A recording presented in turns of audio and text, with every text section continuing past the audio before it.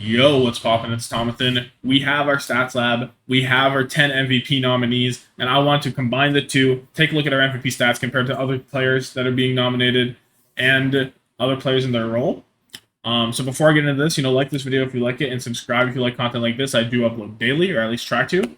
I'm going to start off with the tanks. We have Hanbin, Hadi, and Smurf as our tanks. And they are very different. They all are very different because you have Hanbin, who is Junker Queen Zarya, plays the Sigma as well. And undoubtedly, to me, the MVP of Dallas, for sure. There's no question there. You can't have any questions there. They looked much worse in the midseason madness whenever he wasn't playing. And then also the other argument that you have there is, well, if he was truly the MVP, why would he not be playing? And that's just because of the meta shift. Zarya suddenly wasn't very good, so you couldn't play Hanbin there. Junker Queen wasn't even out yet. Like, what is he supposed to do? D.Va wasn't good at that point. It was mostly Winston Doomfist. Yeah, he could have brought him another Doomfist, but why would you do that when Fearless can play multiple things? There's just no reason to risk that. So there is an argument there, but Dallas looked much worse without him as their main player. And yes, this stage currently, there are like 3 weeks left, and I'm going to make my MVP like who I think it should be at the end of the play-ins. But they definitely looked worse without Hanbin, undoubtedly. So, looking at Smurf now, Smurf's big thing is flexibility. He's the only tank on this roster, but he's playing every single tank at an elite level. This isn't everything he's played. This is everything he's played, 3.5% usage. There's also been some Reinhardt in there. Mostly that's the only one that's missing, to my knowledge. I guess some D.Va has been in there as well, too. But mostly these guys is what's making his name. It's just the overall flexibility. And he's very good at it. Now, the question here is, Prophet's also been nominated, so is he undoubtedly the MVP of his team? There is some question marks there. Some people argue, you know what, the flexibility that lets his team play any comp they want is very important for this team's success. Some other people argue, you know what, Prophet, very good. Without them, they don't really have the same success. He's so flexible as well, could go over to the Brigitte when they needed him to. There's truth in that as well. But neither of them have the issue of sitting on a stage. So that's one thing. And then you have Hadi, whose big thing is, you know what, he played Reinhardt. He's making up about 35 or 40% of the total usage on Reinhardt in the entire league. So that tells you how much they believed in him. And him being able to play the Reinhardt kind of set the tone for London season through the midseason madness, through the kickoff clash, that it defined what London were doing. However, he has played more Junker Queen and Winston combined than Reinhardt now. He can't just win or even have a ride on his Reinhardt success, right? Which wasn't always successful, right? So Hadi has to be judged on his Junker Queen and his Winston as well, not just the Reinhardt. And for me, there are no other London players in the MVP race, but I think that Sparker had a genuine, real shot at this. I thought that Sparker, to me, was the bigger MVP of London, just with how dynamic he was with his gameplay. On the Sojourn, he timed his flanks perfectly with Hadi pushing in. He was just doing it all himself, it felt like at times. And every time they lost, they were immediately left every single tournament that they made. And it was always because the enemy team, the Florida Mayhem, found a way to shut down Sparker halfway through the series. If you shut down Sparker, the entire team falls over. And I guess you could say, oh, if he's an MVP, you should be able to get shut down. But that's so fake. So Hadi, to me, is the weakest MVP candidate out of all the 10, and especially the 2 tanks. I don't think he holds a candle to Smurf and to Hanbin, but he has played the entire time. So you could argue maybe he's better than Hanbin. But anyway, before I go any further, let me look at their Junker Queen stats, because that's the one thing they all have in common is the Junker Queen. And you'll notice Hanbin right at the top, 7.7, a whole 1 final blow per 10 ahead of number 2, and well above the average. Also very high in eliminations, also very high in hero damage. Solo kills doesn't really matter. It's just nothing else really goes here. And deaths, he has very low deaths as well. However, Hadi and Smurf right behind him in the death department, whatever. So Hadi and Smurf doing very well there. As well as pretty mid here for both of them. Smurf actually on the lower side for the final blows. But they both have pretty similar eliminations. They both have. Actually, no, that's really low hero damage for Smurf. This is pretty decent from Hadi. And then we see solo kills don't matter again, right? So what we can say from this, Hanbin undoubtedly the best Junker Queen in the league. It matches the eye test. If it matches the eye test, it's probably a good indication of what's going on. And we see Hanbin getting a lot of kills. We see him getting a lot of eliminations. Another thing about Hanbin, he actually wins the tournament, right? So these numbers, it is a higher number than most people, which normally would lower your stats, especially because the deeper you go in the tournament, the more your time increases, and the higher level of competition you play, right? So the stats, the time that Hanbin has on here actually helps him a lot for what like for what's going on. Because normally, if you have a low sample size, it might not match up, but he has a very high sample size. The highest tier, besides Hoppa, it looks like Hoppa, Kaluj are the only two that have higher. So very good looks from Hanbin. And Hadi Junker Queen stats aren't that bad. The eye test said he wasn't that bad either, but he didn't seem great, especially in that first week. And Smurf, very, very low, actually. This is much lower than I thought going into this. Yeah, he has decent elimination, but this is very low damage. Like, significantly lower than most of the other two candidates here. So I would say Hadi probably has the edge on the Junker Queen, and that doesn't shock me. So Smurf's flexibility obviously not able to come through in that meta. Let me talk about Zarya now, because this is just Smurf and Hoppa, or not Hoppa, and Hanbin, sorry. And Smurf honestly keeps up pretty damn well with Hanbin throughout this. Yeah, this is 2.2 lower final blows per 10. Sure, that's pretty extreme. This is pretty extreme as well. Hanbin is like far and above the best Junker Queen statistic, or the best Zarya statistically as well, which again matches the eye test, so no shock there. He's also not dying ever. Same as Smurf. And Smurf's doing good damage as well. So Smurf is keeping up relative to, he is not traditionally an off-tank player. So he is keeping up pretty well with someone who has been a Zarya player through and through. That's been his guy basically his entire career. Hanbin has been the Zarya player. Not the Zarya player, he's been a very good off-tank all around, but his Zarya has always been a strong place. And Smurf is matching up with that after picking him up for just like a year. Like, this is pretty damn good statistics for Smurf. So yeah, this is a big edge to Hanbin as well, because he's just clearly the best Zarya. But this is also a very good look for Smurf, because he's well above average. He is flexible, more flexible than most of these other players who happen to just play the Sigma, the Zarya, the D.Va mostly, some Doomfist here and there. But Smurf is the only one on this list that's really playing everything. No one else is doing that. Bernard is probably the closest you can get to someone else on this list who is actually being very flexible and trying out a lot of different things. And Bernard has had some good Junker Queen stats. He's matching up pretty well as well.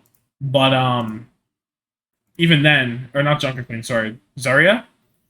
Even then, Smurf has the edge on him there too, overall. So, very interesting there. But now, I guess, rounding off Hanbin, so I don't have to talk about him anymore, I'll go over to the Sigma. And Smurf will have some Sigma gameplay as well. This is with 2 hours of play time, so that's why it's really low. Maybe I lower this for these guys to like an hour and a half. That might give some more stats here. Yeah, that looks a lot better. So I guess maybe there was a problem there with the Junker with the Zarya as well. Some teams maybe you don't have them Zarya, but again, doesn't really change much for the time wise. So I'll leave it at an hour and a half for the rest of this video probably. But I'm going over to the Sigma, which is mostly just played on like some Coliseum at the beginning, a lot of Circuit Royale, and you'll notice Hanbin is actually again right at the top of his class when it comes to final blows and eliminations. The damage is pretty average, which kind of surprises me, but makes sense at the same time. Smurf, however, on the Sigma, not really matching up very well in a lot of these categories. So Smurf Sigma may be a bit of a weaker point for Soul, it seems, but this is pretty average gameplay from someone who's being very flexible. So you have to remember, like, that flexibility does give him an edge still, but we'll see just how much that is. This is the only one I would say that isn't like an elite level. Like, I would say that Zarya is pretty elite from Smurf. The Junker Queen, not also elite. So that's, I guess he's 1 for 3 right now. But Hanbin, pretty good Sigma stats, not exceptional, not like ahead of the pack like everyone else. But these are still pretty elite stats, I would say overall. Yeah, the damage isn't there. Maybe not elite because it's not the same level as his Zarya or his Junker Queen, but these are at least like A plus level stats compared to the S level stats that he had the other two times. So Hanbin depends on how much you value him missing that stage, but I think he's a very good candidate for me. Definitely is being one of the candidates I'm considering the most, just because of how good he is on his characters and how much the Dallas Fuel are like playing around him. They commit to Hanbin. They commit to his Zarya. They commit to his Junker Queen, and it works out. I mean, they didn't really have a choice to commit to his Junker Queen, but it's still the point is still there. But now, with that out of the way, we have Smurf. I'm going to finish off Smurf. Talk about the Winston stats, and I guess we can look at the little bit of Doomfist he's played. An hour, almost 2 hours of Doomfist, so that might be worth looking at. But maybe not. We'll see. So anyway, looking at Winston first, because this will also have us talk about Hadi, which is very interesting. So Hadi and Smurf. We'll notice Smurf pretty high Winston stats, pretty low damage, surprisingly. Not entirely sure what that is, but then we see Kellen at the top, so it makes me question if this is a stat that we want our Winston to have. But Fearless has it, so well, Fearless wasn't playing that well either. To be honest, oh, but then you see False down here. This is a very I don't know how to interpret this stat right now. I'm gonna be honest, because it looks like you don't want to be too high, but it also looks like low is bad, so this is probably okay from Smurf. I guess what really matters on Winston is the eliminations and the final blows, which are very good. Kaluge actually has a lot of eliminations. Interesting. And deaths. This is probably the biggest one. It's going to be deaths. And Hadi actually is not dying. I am kind of shocked by this. The eye test would say that Hadi is dying significantly more than Smurf, but it's actually the same. At least my eye test, at least. I just said at least 3 more times. Let's go. But this is insane to me. I was not anticipating this one. Damn. Okay, I'm a little shook. And then hero damage, Hadi's doing quite well here. But again, looking at the guys above him and around him, I'm not sure if this is a good stat or not. I'm going to say it's probably good. But then combined with his extremely low elimination rate, what does that really say? High damage, low eliminations on the Winston. Does it mean he's targeting the enemy tank? Is he just tickling the enemy Winston, the enemy Zarya? Is that what's going on? Maybe. That does seem to make sense. Huh. Maybe he's just not making space as well. Who knows? But I mean, I'm giving the edge to Smurf here because I'm assuming this stat doesn't mean as much, which is what I'm feeling. Not a Winston player myself, so I don't entirely know. But if I was to guess, I would say the hero damage is not as impactful as eliminations or final blows for the Winston, and Smurf is doing very well in these. I'm kind of surprised his stats aren't more impressive, but he's not dying very much. Gooshway also isn't dying very much. That's a crazy stat. Did not expect that one. But Gooshway kind of similar to Hadi in the fact that like he has a lot of damage, but he's not doing a lot there either. So anyway, I'm going to give the edge to Smurf here on the Winston. But I was expecting more because this was supposed to be the one guy that he was super elite at. This was, Smurf is one of the best Winstons. And also, shout out to someone for having one in final blow more than number 2. These are pretty good stats from someone. Okay, so the Winstons, again, it's going to be the flexibility from Smurf, but Hadi is going to be all about the Reinhardt. And I'm going to compare the Reinhardt stats right now.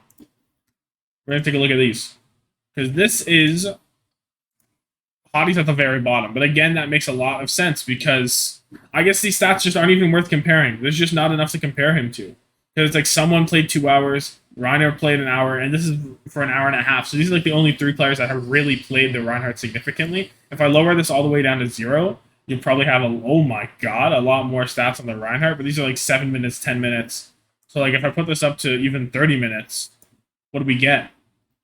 Nothing really. You have Belos Ria who played some of this, Piggy who played a little bit, and Hadi's going to be at the bottom because he played it the most into the most different things. These guys are playing it at exceptional parts, so this is just not even possible to compare. It just doesn't make any sense. So the thing about Hadi, he made his team. His team was the only one that really ran the Reinhardt to this much success, and that's all there really is to say about it. The stats aren't real. You just have the eye test to go by. And the eye test said, yeah, that's pretty true, but I don't think it's true enough. I don't think the Ryan gameplay was elite enough. Or the other two. We'll look at the ball, because he played a little bit of ball. But I don't think that it's elite enough to really... Yeah, look, absolutely bottom of the barrel on the ball stats. Is this our MVP GOAT? He's not dying, but he's not doing anything. So that's why he's not dying. It's because nothing's happening. Although he's got the most hero damage. What is Hottie doing that he gets the most damage but no eliminations? What is going on there? What? I don't know. I think to me, regardless what these stats said, Hottie's definitely the worst tank on this list. I don't think it's very comparable. But yeah. So, I guess do I just want to make this a tank video, or do I want to? I'll keep going. I'll keep going. So the last tank to go by that would be worth looking at is Smurf on the Doomfist. So we'll take a look at what Smurf's doing on the Doomfist. Pretty mid final blows, decent eliminations, decent damage, mid deaths. He's just pretty mid. So what we've learned about Smurf is he's mid to good on everything that he's playing. His Daria stats are probably his best, which are surprising. The Junker Queen was also pretty good. So it's just a matter of, do you value the Smurf flexibility? That's still it. I've been saying it for 16 minutes now, his flexibility, but that's really it. So yeah, that's my final verdict. I personally like Hanbin a little bit more as my MVP right now, is what I'm leaning on these tanks compared to these three tanks. I think, like, yeah, he missed a stage. He missed 6 matches, but he's played a lot more than he's missed. He's brought Dallas to the next level, and his elite gameplay has been what Dallas has been catering around, whereas Smurf allows Seoul to play what they want to play wherever they want to play it. And his stats are pretty good, and he looks pretty good, but Hanbin takes over games. Hanbin defines the Dallas Fuel. I think that really matters. But again, as I said earlier, where I was talking about how MVPs elevate the players around them, you could say Smurf does a better job of that than Hanbin, maybe. So we'll see. Anyway, let me set up probably Shu next, and then I'll be back in a moment.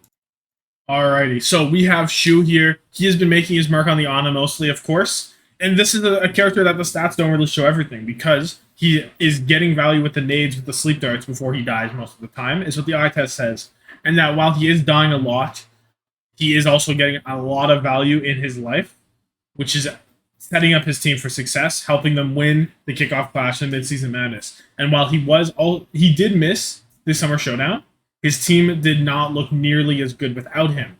So the question is, yes, he does miss those 6 matches, but does that really matter whenever his team didn't look very good? And he was clearly a very integral part of their team.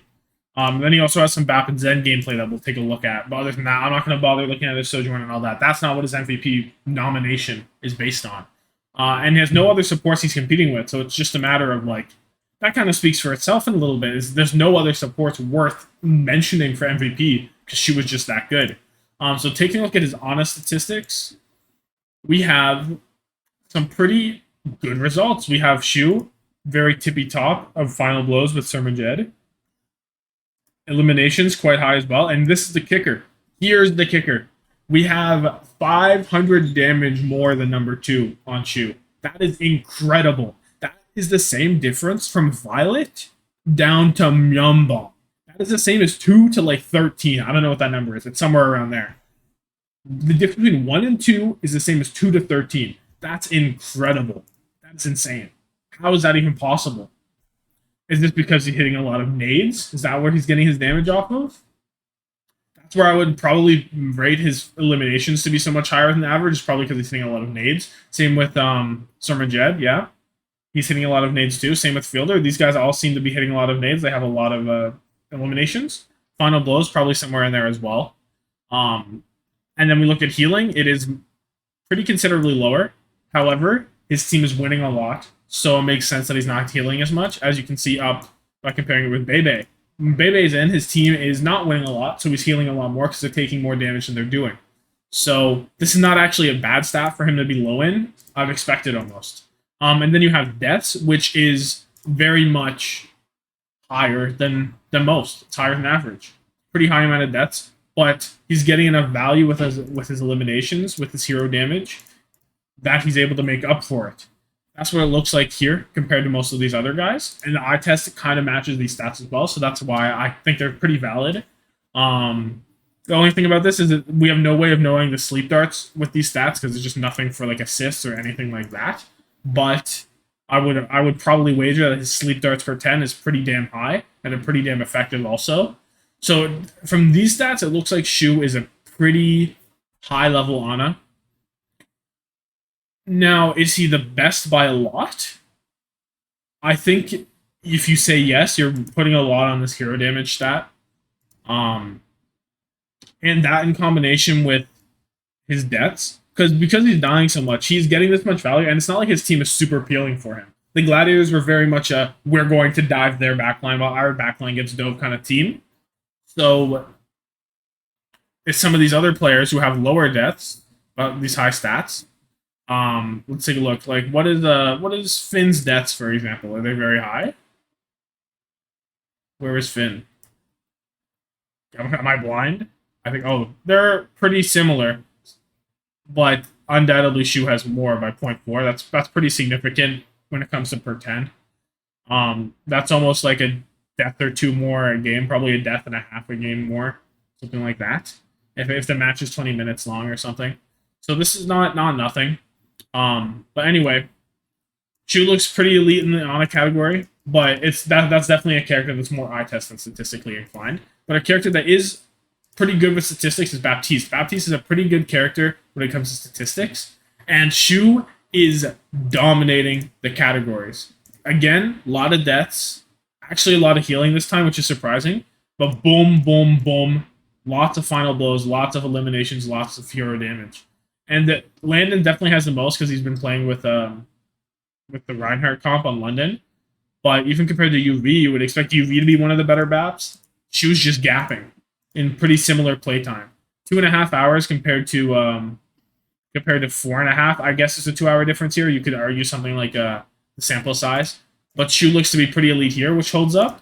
And his Zenyatta also should seem to hold up, I would guess. A bit lower in the final blows.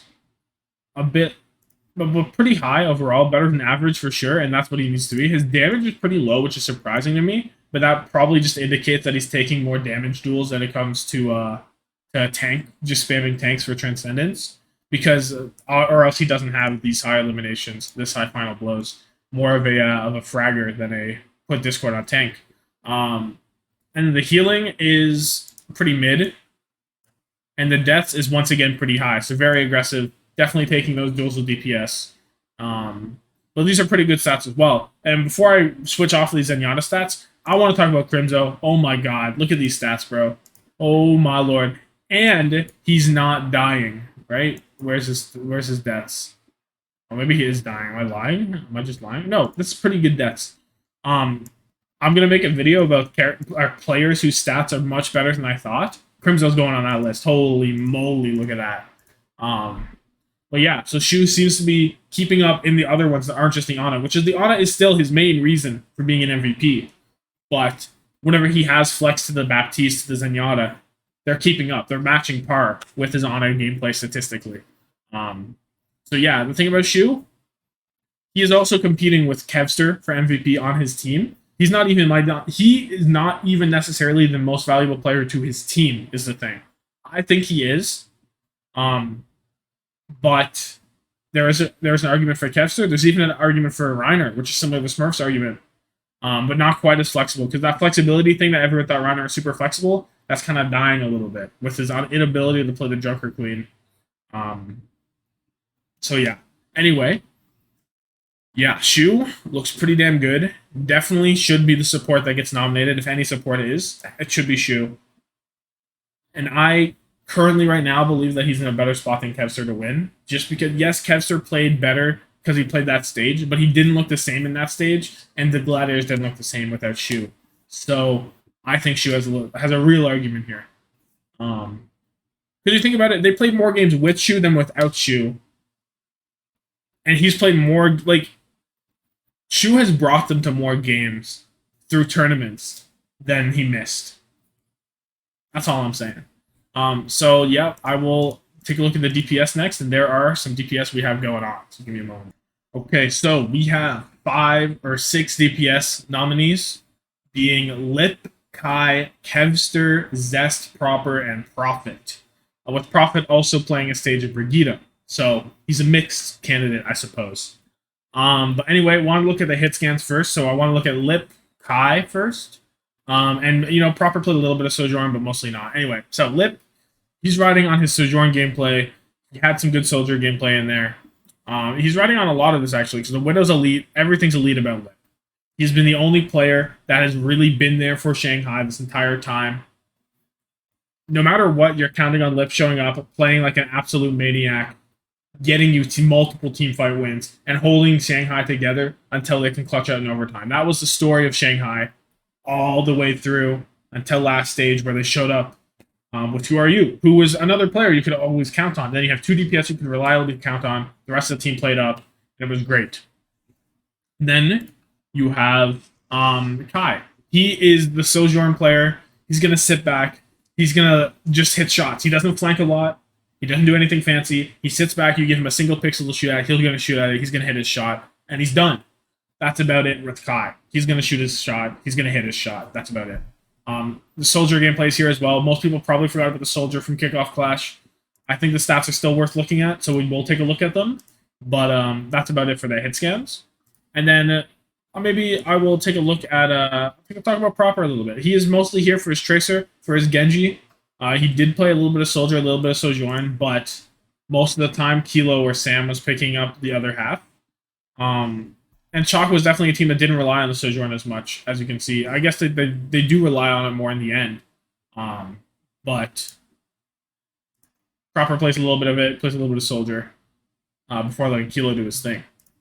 But mostly, again, Tracer Genji is what he's riding on. And it's kind of similar with Kevster. He played a little bit of the Sojourn, a little bit of the Soldier. But it's Tracer Genji that he's riding on for his success. And you have Prophet, who is actually... This is Philly. Oh, I'm talking about Zest first. Okay. Zest is just the Tracer Genji. Once again, these 3 are just Tracer Genji. A little bit of Echo thrown in there. Maybe I'll take a look at the Echo stats. And then Prophet, who is the Tracer guy. He plays a little bit of the Genji, not as much because he doesn't play in that Summer Showdown meta. So his stats are going to be a little bit different. To look at his Genji stats, I'll probably take out the Summer Showdown because the stats may be a little bit skewed compared to what he was doing on the Genji at the time. And then he plays the Brig, which I will take a look at his Brig stats so we can see how good was he actually on filling in that Brig and letting him be flexible and letting Stalker step into the Genji role. Stalker has played more Genji than Prophet by 3 minutes. So that's quite interesting as well. But anyway, going back to Lip, gonna look at the Sojourn real quick because that's what he has been like here for basically. And also I switched out the healing stat for upper mag solo kills. This is a bit more relevant for the snipers. So taking a look, Proper is the top of Sojourn. He also has a very limited sample size of 1 hour and 46 minutes, so that might not be as good. And then we see Lip down here. That's pretty high as well. That's an unreal amount for Proper, though. Holy, that's crazy. Kai's right with Lip. And that's about it for these guys. Right? Because it's not like anyone else did it. It's just those 3 that we're looking at for MVP. Then you have Lip, top eliminations, with Kai pretty close, about 2 behind. And Proper, this is where Proper slows down a lot, but he's just killing guys. So that's kind of a worth trade. Hero damage, Lip at the tippy top, Proper and Kai right behind. Solo kills, not as relevant probably, but Kai, Proper, Lip, all very similar. And then you get to deaths, which is very relevant. Proper has the least, Lip, and then Kai. Kai is a bit more than the other 2, but nothing crazy. So their Sojourn gameplay seems to be neck and neck.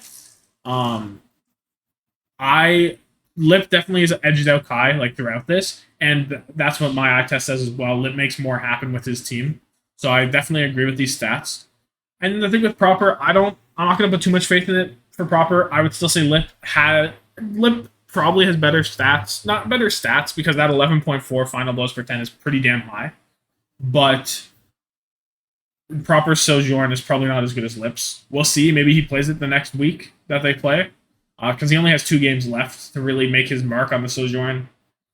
If it continues to be crazy, maybe there's an argument that he's still a good Sojourn, and that should be talked about for his MVP candidacy as well. But right now, it's like Lip is there, and he's doing his thing. Now I'm going to take a look at the Soldier stats, because that's what was number 2 for Lip. And I'm actually quite intrigued by this, because Kai on the Soldier was not inspirational.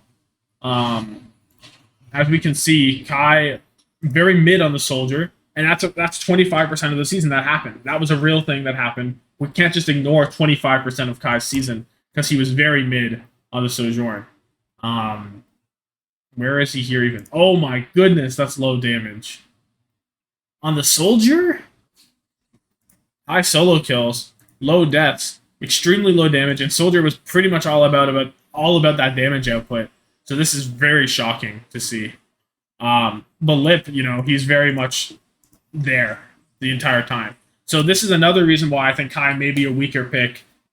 That entire first stage, he wasn't that guy for that entire first stage. Lip was that guy on the Soldier. It's not as pop-off. It's not as, I can just kill 5 with my ult. It was. But with Sojourn, it's a bit more poppy. It feels like he does more of the heavy lifting compared to Soldier. I'm going to Nano Visor, and we're going to force out cooldowns like that. So I put a bit more weight in the Sojourn, which Lip also wins. So there's zero world where Kai even comes close to Lip, in my opinion. I think Lip is just above and beyond the best hit scan in the league right now, and it's not even close. And there's an argument for Kai. There are people that believe Hawk is a better MVP candidate. There is some merit to that. He is extremely flexible. He's been great for them, and he gives Kai his opening. We saw in the Summer Showdown, Kai wasn't able to cook. They weren't able to give him those openings, and he did nothing.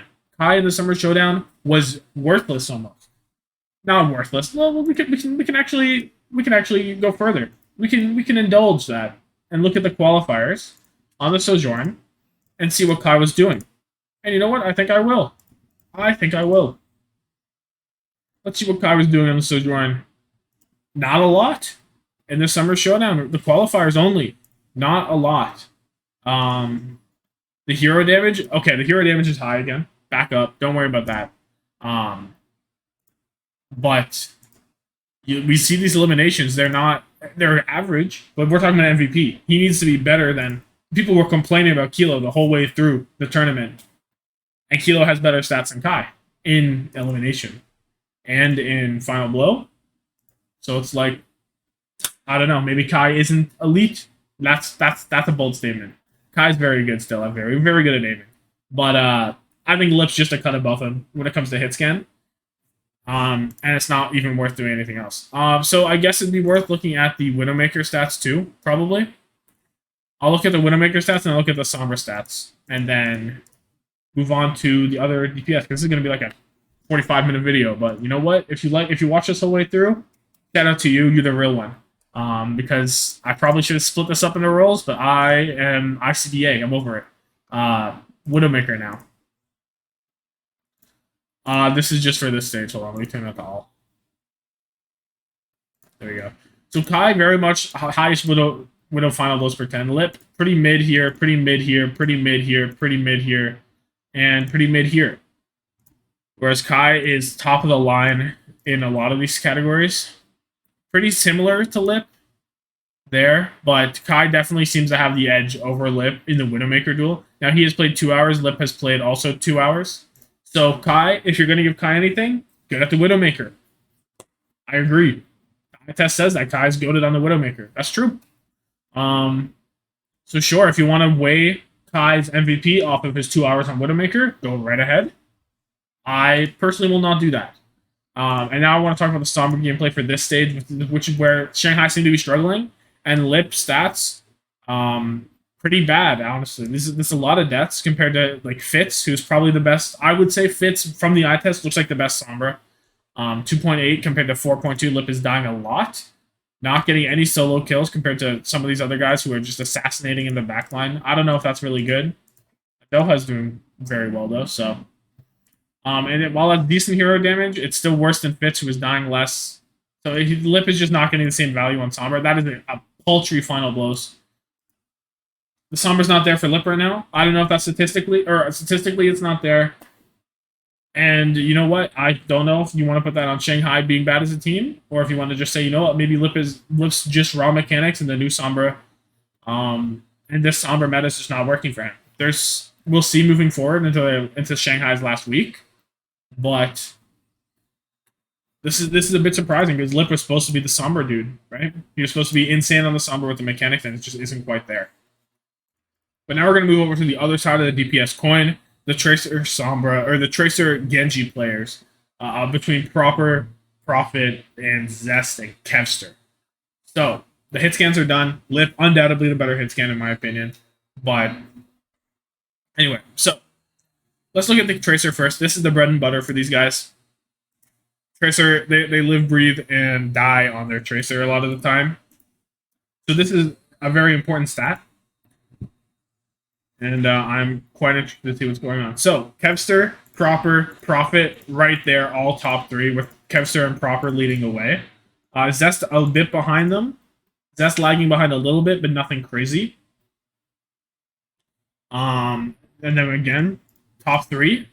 Zest clearly not with them, and the eye test would indicate for me that Zest is also a bit below them. Hero damage per 10, Becky has stepped up to the plate. My goat. That's mostly from this stage. That's crazy. Oh, I'm ignoring these qualifiers. Hold on. That change anything? Not really. So we have Proper, Kevster, Zest all right in a row. Where is Prophet though? Prophet much lower hero damage. So Prophet is very much just going for the super squishies every time, not as much poking probably is what this is. I'm not entirely sure why he would have significantly less hero damage than these guys whenever his other two statistics are much higher. Maybe this has something to do with pulse bomb rate, but Kevster is kind of the one that's known for not hitting the pulse bombs as much. I wish we had that stat here, but we don't. And solo kills, we have Kevster getting a lot. Kind of surprised me. Proper, Prophet, and then Zest is right here. So Prophet kind of fading away a little bit, but let's look at deaths. Proper, very low deaths. Kevster, very low deaths. With Prophet a bit more and Zest a bit more than that. So it kind of looks like to me from these statistics, Kevster and Proper a little bit ahead on the Tracer compared to the other two, just slightly. But they're neck and neck this entire way through. They are right beside each other through and through. And then from here, I would argue, well, who has the better team around them? It looks to me like Proper is doing more of the heavy lifting for his team. So I would say Proper has a better Tracer statistically right now than Kevster, despite Kevster being ahead in this category and this category. And this category, I think Proper probably has more impressive statistics. So I'm gonna go with Proper on that hero. But now we'll go over to the Genji, which is equally as important. No, I'm not gonna say if not more, but equally as important. So immediately we have Proper at the head with Sam right behind him, his fellow Sam, with Prophet being there, Kevster being a bit lower, but that's not crazy, and Zest being pretty significantly lower. So Zest kind of again sticking out a little bit on the lower side, and he's gonna be down there again. With Kevster being right at 18.9 eliminations. Where is Proper and Prophet are both pretty high as well, but Kevster is pretty close. Proper probably pulling ahead a little bit here. Which is interesting because a lot of people were like, well, Proper's the go-to Genji, but he's not like a Genji player, he's just a Tracer player. No, he's a Genji player too, don't get it twisted. Hero damage, Proper again leading the charge with 8.3. Kevster 8.1, Zest 8, and then where's Prophet? Did I miss him? Oh my lord, Prophet has no damage. Oh, but here's the thing with Prophet and the Genji. These guys' Genji's numbers are probably inflated from the Summer Showdown. So right now, Prophet's number at 6.8 looks really bad. But if it looks really bad after I take off the Summer Showdown, then we know something is up. But let's take a look. It's still pretty bad. Yeah, it's still pretty bad. It's not as bad. The Summer Showdown definitely inflates these numbers a lot. But it's still pretty significantly below. Who are you has the least, though? Oh, my goodness. Was he not kicking it in the kickoff clash, bro? He goes from 6 to... Where's his number go to? 7.3. That's almost... that's like a pretty hefty increase. So he was probably right up here. If you only look at Summer Showdown, who he was probably right up there. But anyway, Prophet again not doing as much damage, but keeping up more or less in the elimination final blow department, which is very interesting to me. Final blows doesn't really matter. Sam has a lot for his hour and a half play. Kevster has a pretty significant margin, but not too relevant, I think. And then we have Deaths with Proper's not dying, Kevster's not dying, Zest isn't dying, Prophet is dying. So to me, Prophet, again, a little bit below these two when it comes to the main characters. Zest also a bit below. And it looks like, again, a race between Kevster and Proper. And I have to bring it up again. I think Kevster has a better team around him, and that Proper is doing more of the heavy lifting. So to me, Proper seems to be the guy in this when it comes to this matchup with the Flex DPS. And he still had very good statistics on the Sojourn. Let's not forget that his Sojourn statistics were also pretty exceptional. So yeah. And then I guess what else is there to look at? You can look at his Slight Sojourn stats. I didn't look at Kevster's Sojourn stats. I guess I should do that. But I can look at I'll look at the Echo stats quickly actually for Zest, just to see if he's really setting the bar there. Because the only other player who's really been playing it has been like Becky. Stressio One's been on it a bit. But he's not. He's pretty good. But Pelican, yeah, I was gonna say Pelican definitely feels like he should be the best Echo player. Maybe that's not true. It looks pretty alright. But the Echo play is not what's getting him in anyway, so it just looks okay. He's dying a lot on the Echo, which is a bit concerning. And now the final thing I want to do before I end this video off is looking at Prophet's Brig. If Prophet has a way to claw back into this conversation of MVP, it's going to be off this Brigida gameplay from the Summer Showdown. It needs to be pretty damn good to really give him back in. And it looks like lots of final blows. That's what the eye test said, that he was getting a lot of final blows, finishing off targets, pretty high eliminations. The hero damage was supposed to be higher. That's pretty low. But that means he's not really brawling as much, which I guess is okay, because we look at some of these hero damage numbers. I mean, Twilight's got a lot. Twilight was one of the best Brigs. Solo kills doesn't really matter. Let's change this to healing. And we'll notice he's not doing a lot of damage, and he's also not doing a lot of healing, so that's not a great look. And then in the deaths department, he's not dying, which is actually contrary to what you would believe from how they played against Shanghai, because Shanghai seemed to be exploiting Prophet quite a bit. But statistically, these stats seem pretty good. The low healing is definitely a concern, though. But even then, it's kind of lower than a lot, but it's not crazy lower. But I don't think this is good enough to really bring him back in the conversation with Kevster and Proper, unfortunately. So if you were to ask me right now, who's the front runners for MVP? In no particular order, I'm thinking Hanbin has a really good shot. I think Smurf does have a really good shot. I like Lip. I like Proper and Kevster and Shu. Those are my 6 out of 10. So I'm just thinking that Kai, Hottie, Zest, and Prophet probably aren't in this conversation anymore. Prophet is interesting. Prophet's still interesting. You can maybe put Prophet in there, which doesn't really narrow it down at all. I'm just saying the bottom 3 then. But I don't know. I think this has been very interesting to look at. Definitely puts things in perspective. It reaffirms some of the thoughts I had on some of their playstyles, how effective they've been. So I hope this has been useful. And anyway, like this video if you like it, subscribe for more daily Overwatch League content. And thank you so much for watching. Have yourself a good one, and deuces.